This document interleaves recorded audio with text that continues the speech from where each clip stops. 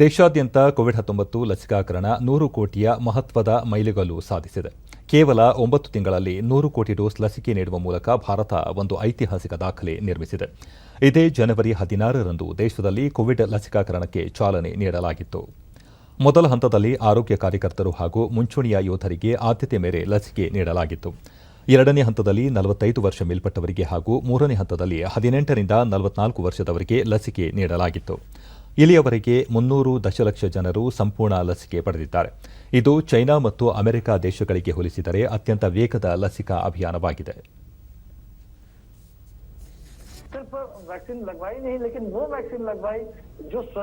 ಈ ಸಂದರ್ಭದಲ್ಲಿ ಪ್ರಧಾನಿ ನರೇಂದ್ರ ಮೋದಿ ದೆಹಲಿಯ ರಾಮ್ ಮನೋಹರ್ ಲೋಹಿಯಾ ಆಸ್ಪತ್ರೆಗೆ ಭೇಟಿ ನೀಡಿ ವೈದ್ಯರೊಂದಿಗೆ ಸಂಭ್ರಮ ಹಂಚಿಕೊಂಡರು. ಆಸ್ಪತ್ರೆಯ ಸಿಬ್ಬಂದಿಯೊಂದಿಗೆ ಮಾತುಕತೆ ನಡೆಸಿ ವೈದ್ಯರ ಕುಶಲೋಪರಿ ವಿಚಾರಿಸಿದರು. ಬಳಿಕ ಲಸಿಕೆ ನೀಡಿಕೆ ವೀಕ್ಷಿಸಿದರು.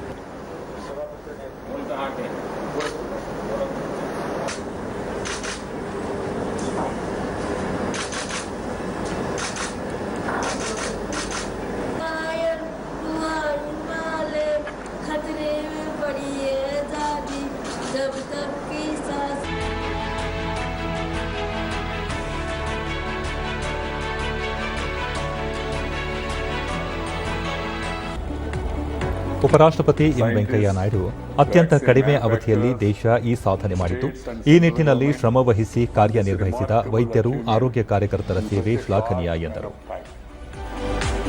हमारा कोरोना वर्कर्स के जितने तारीफ की जाए उतनी ही कम है और दिन रात मेहनत करके देश के कोने कोने तक वैक्सीन पहुंचा रहा है.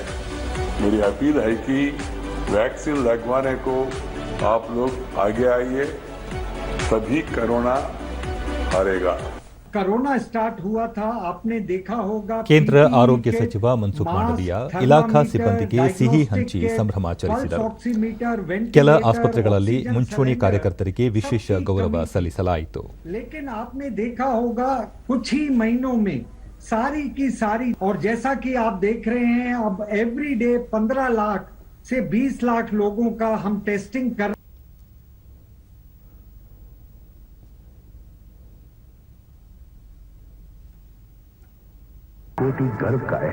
ದೆಹಲಿಯ ಕೆಂಪುಕೋಟೆಯಲ್ಲಿಂದು ನಡೆದ ವಿಶೇಷ ಕಾರ್ಯಕ್ರಮದಲ್ಲಿ ಕೇಂದ್ರ ಆರೋಗ್ಯ ಸಚಿವ ಮನ್ಸುಖ್ ಮಾಂಡವಿಯಾ 100 ಕೋಟಿ ಲಸಿಕಾಕರಣದ ವಿಶೇಷ ಗೀತೆ ಹಾಗೂ ದೃಶ್ಯಾವಳಿ ಬಿಡುಗಡೆ ಮಾಡಿದರು. 2 फरवरी से फ्रंटलाइन वर्कर्स को, 1 मार्च से वृद्ध नागरिकों को और सभी इस मुहिम से जुड़े हुए ಕೇಂದ್ರ ವಾರ್ತಾ ಮತ್ತು ಪ್ರಸಾರ ಖಾತೆ ಸಚಿವ ಅನುರಾಗ್ ಸಿಂಗ್ ಠಾಕೂರ್ ಪ್ರಧಾನಿ ನರೇಂದ್ರ ಮೋದಿ ನೇತೃತ್ವದಲ್ಲಿ ದೇಶ 100 ಕೋಟಿ ಲಸಿಕೆ ನೀಡಿಕೆಯ ಮಹತ್ವದ ಮೈಲಿಗಲ್ಲು ಸಾಧಿಸಿದ್ದು, ಇದರಲ್ಲಿ ಭಾಗಿಯಾದ ಎಲ್ಲ ಕೋವಿಡ್ ವಾರಿಯರ್ಸ್, ಆರೋಗ್ಯ ಕಾರ್ಯಕರ್ತರು ಹಾಗೂ ಲಸಿಕೆ ಪಡೆದ ನಾಗರಿಕರಿಗೆ ಅಭಿನಂದನೆ ಸಲ್ಲಿಸುವುದಾಗಿ ತಿಳಿಸಿದರು. भारत ने दिखाया है कि बड़े से बड़ा लक्ष्य भी प्राप्त किया जा सकता है. बर्फीले पहाड़ हो, नदियों को पार करने का काम हो, समुद्र के पास भारी बारिश में भी ये काम करने का काम किया हो. हिमाचल पहला राज्य ऐसा बना तो गोवा ने भी ऐसी बड़ी उपलब्धि की जहां पर पहली डोज लगाने का 100% वैक्सीनेशन हुआ. एक के बाद दूसरा राज्य ये उपलब्धि हासिल करता गया.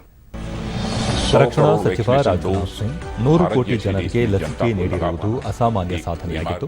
ಈ ಸಾಧನೆ ಇಲ್ಲಿಗೆ ನಿಲ್ಲದೆ ದೇಶದ ಪ್ರತಿ ಅರ್ಹ ನಾಗರಿಕರಿಗೂ ಲಸಿಕೆ ನೀಡುವವರೆಗೆ ಮುಂದುವರಿಯಲಿದೆ ಎಂದಿದ್ದಾರೆ. स्वास्थ्य रक्षा चक्र तैयार करने की दिशा में देश एक महत्वपूर्ण पड़ाव तक पहुंच गया है. शुरू से ही वैज्ञानिकों से लेकर मेडिकल एक्सपर्ट्स तक सबका यह मानना था कि कोरोना महामारी की रोकथाम में वैक्सीनेशन ही सबसे ज्यादा कारगर साबित होगा. 100 करोड़ कोरोना वैक्सीनेशन का यह टारगेट अचीव करना कोई साधारण उपलब्धि नहीं है, पर हमें यहां रुकना नहीं है. जब तक देश के हर एक व्यक्ति को वैक्सीन के दोनों डोज नहीं लग जाते, न तो हम रुकेंगे न थकेंगे. ನೀತಿ ಆಯೋಗದ ಆರೋಗ್ಯ ವಿಭಾಗದ ಸದಸ್ಯ ಡಾ ವಿ ಕೆ ಪಾಲ್ ಈ ಮಹತ್ವದ ಗುರಿ ತಲುಪಲು ಸಹಕರಿಸಿದ ದೇಶದ ಜನತೆಗೆ ಧನ್ಯವಾದ ಅರ್ಪಿಸಿದ್ದಾರೆ.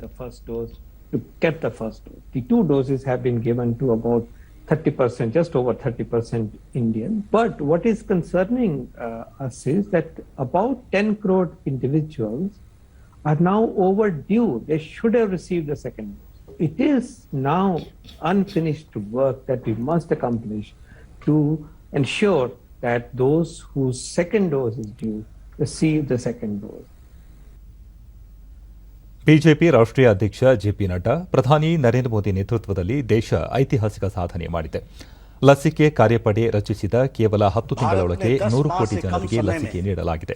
ದೇಶೀಯ ಲಸಿಕೆ ಅಭಿವೃದ್ಧಿ ಬಗ್ಗೆ ಪ್ರಧಾನಿ ಅಪಾರ ವಿಶ್ವಾಸ ಮತ್ತು ಬದ್ಧತೆ ಪ್ರದರ್ಶಿಸಿದ್ದು ವಿಜ್ಞಾನಿಗಳು ಹಾಗೂ ವೈದ್ಯ ಸಮೂಹವನ್ನು ಪ್ರೇರೇಪಿಸಿದ್ದಾರೆ. ಆದರೆ ಪ್ರತಿಪಕ್ಷಗಳು ದೇಶದ ವಿಜ್ಞಾನಿಗಳ ಬಗ್ಗೆ ವಿಶ್ವಾಸ ತೋರದೆ ಲಸಿಕಾಕರಣ ಪ್ರಯತ್ನದ ವಿರುದ್ಧ ಟೀಕೆ ಮಾಡುವಲ್ಲಿ ನಿರತವಾಗಿದ್ದವು ಎಂದು ಆರೋಪಿಸಿದರು. 100 करोड़ के आंकड़े को छुआ है, ये दर्शाता है कि हमारी सरकार प्रत्येक व्यक्ति की सुरक्षा के लिए पूर्णतः संकल्पित है. इस ऐतिहासिक क्षण पर मैं प्रधानमंत्री नरेंद्र मोदी जी का हृदय से धन्यवाद देता हूं और सभी स्वास्थ्य कर्मियों को और जनता को बधाई देता हूं.